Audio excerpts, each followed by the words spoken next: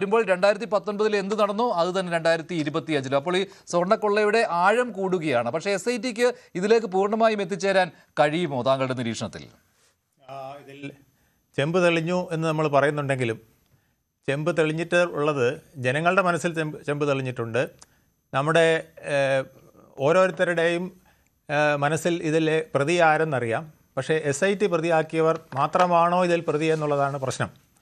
ഇപ്പോൾ SIT കണ്ടെത്തി വന്നത് 1998 നടന്ന ആ സ്വർണ്ണ പൂശൽ അല്ലെങ്കിൽ സ്വർണം പൊതിയൽ ആ പൊതിയൽ പിന്നീട് 2019 ആ കോവിഡിൻ്റെ കരാള രാത്രികളിൽ ഉണ്ണികൃഷ്ണൻ പോറ്റിയുടെ അടക്കമുള്ളവർ ചേർന്ന് എടുത്തുകൊണ്ട് പോയി അത് സ്വർണം എടുത്തു മാറ്റി പിന്നെ ഒരു പേരിനൊരു സ്വർണം പൂശി നിർത്തുകയാണ് ചെയ്തത്. ആ സ്വർണം പൂശലിൽ ഒരുപാട് അപാകത വന്നു. അത് കറക്റ്റ് ചെയ്യാൻ വേണ്ടിയിട്ടാണ് 2025-ൽ 2024-ലുമൊക്കെ ഇതിനു വേണ്ടി 2023 നവംബറിൽ തുടങ്ങിക്കഴിഞ്ഞു. ആ ശ്രമങ്ങൾ വീണ്ടും ഒന്ന് സ്വർണം പൂശലായിരുന്നു. ഈ പൂശൽ നടത്തിയത് അതായത് ശരിക്കും പറഞ്ഞാൽ 2019-ലെ ആ മോഷണങ്ങളുടെ തുടർച്ചയാണെന്നുള്ളത് ഇത് സാധാരണക്കാരന് പോലും മനസ്സിലാകുന്ന കാര്യമാണ്. അത് ഇപ്പോൾ വൈകിയാണെങ്കിലും SIT ഇപ്പോൾ അറിയിച്ചിരിക്കുകയാണ്.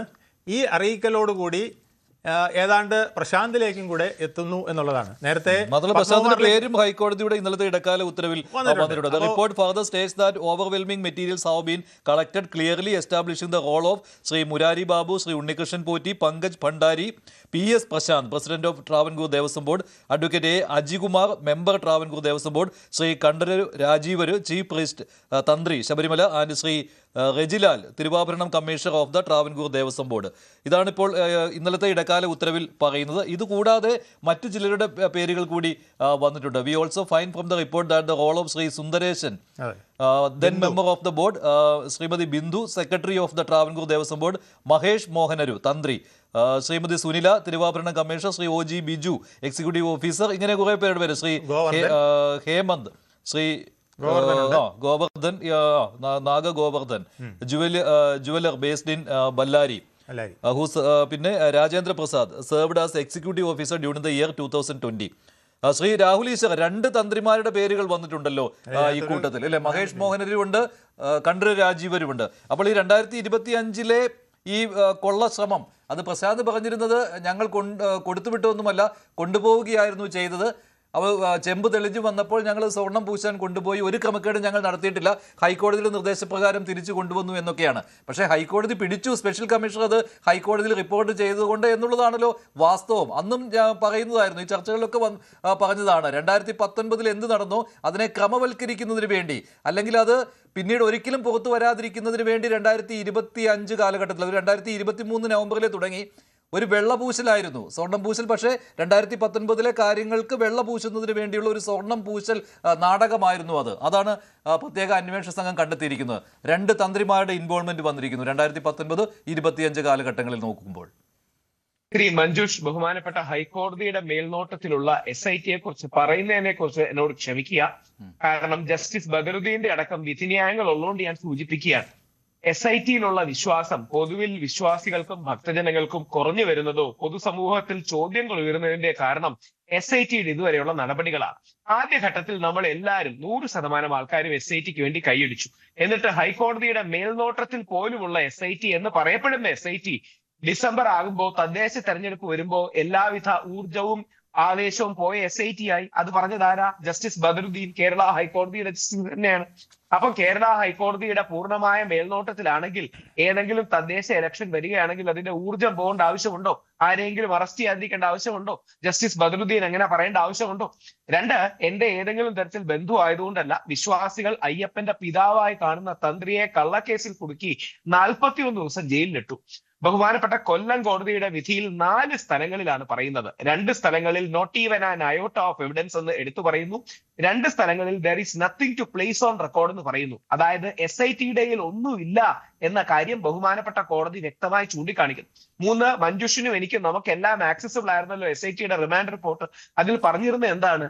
തന്ത്രി അയ്യപ്പന്റെ അനുമതി മേടിച്ചില്ല, അതുകൊണ്ടാണ് അറസ്റ്റ് ചെയ്യുന്നതെന്നാണ്.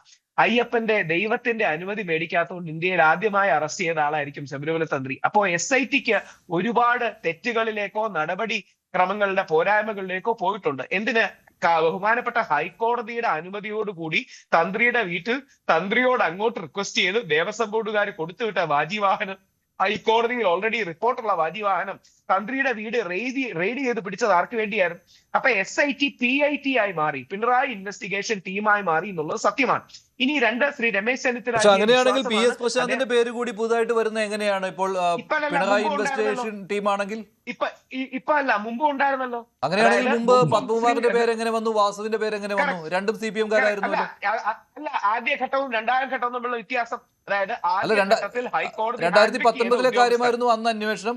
ഇപ്പോൾ 2025 കാര്യവും SIT റിപ്പോർട്ടായി നൽകിയപ്പോൾ PS പ്രശാന്തും പ്രതിസ്ഥാനത്തേക്ക് വരുന്നു.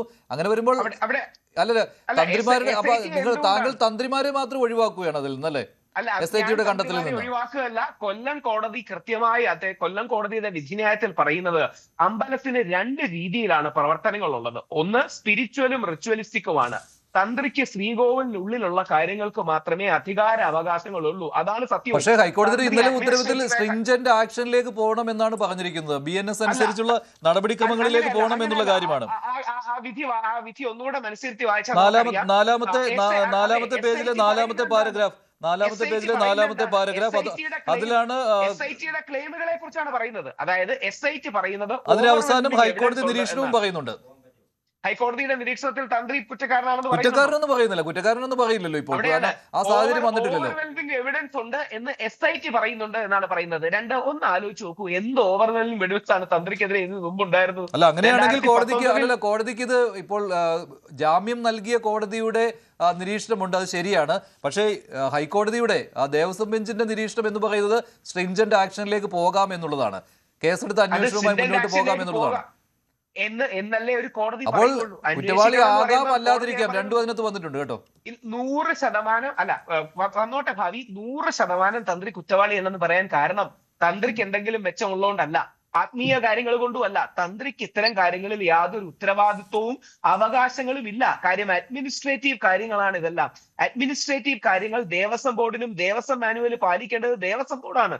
യഥാർത്ഥത്തിൽ തന്ത്രി ഇത്തരം കാര്യങ്ങൾ ഇൻവോൾവ് അല്ല. നേരെ തിരിച്ച് തന്ത്രിയെ ഈ കള്ളക്കേസിൽ കുടുക്കി, എനിക്ക് തോന്നുന്നു BJPയുടെ ശ്രീ ജയസൂര്യൻ സാർ വളരെ ഗംഭീരമായിട്ട് ഇന്നലെ ഒരു ചാനലിൽ എന്നോട് പറയുകയുണ്ടായി. തന്ത്രിയെ കുടുക്കിയത് പോലും ബാക്കി ആരെയോ രക്ഷിക്കാനോ ഫോക്കസ് തെറ്റിക്കാനോ, തന്ത്രിയുടെ അടക്കം കള്ളക്കേസാണെന്ന് പിന്നീട് പറഞ്ഞ് ആ ഗ്യാപ്പിലൂടെ ബാക്കിയുള്ളവരെ രക്ഷിക്കാനാണോ എന്ന് CPMന്റെ കാലത്തിന്റെ കാര്യം. ശ്രീ ഷാബു പ്രസാദ്, PS പ്രസാദിന്റെ കാര്യം ശരിയാണ്. കാരണം അദ്ദേഹം തിരുവിതാംകൂർ ദേവസ്വം ബോർഡ് പ്രസിഡന്റ് ആയിരുന്നു. ഈ രണ്ടാമത് ദ്വാരപാലക സ്വർണ്ണപ്പാളികൾ ചെന്നൈയിലേക്ക് കൊടുത്തുവിടുന്ന സമയത്ത് 2023 നവംബറിൽ തന്നെ അതിനുള്ള ഒരുക്കങ്ങളൊക്കെ തുടങ്ങിയിരുന്നു. ബോർഡ് മീറ്റിങ്ങുകൾ, അതുപോലെ തന്നെ ഇത് ചെമ്പുപാളികൾ തെളിഞ്ഞു, അതുകൊണ്ട് ഇതിൽ സ്വർണം പൂശിയേ പറ്റുകയുള്ളൂ എന്ന രീതിയിലുള്ള ഒരു നടപടിയിലേക്ക് വരുന്നതിന് വേണ്ടി, അതിനുള്ള ഉത്തരവുകൾ വരുന്നതിന് വേണ്ടി. കൂടുതൽ വാർത്തകൾക്ക് News 18 Keralam YouTube channel subscribe ചെയ്യുക.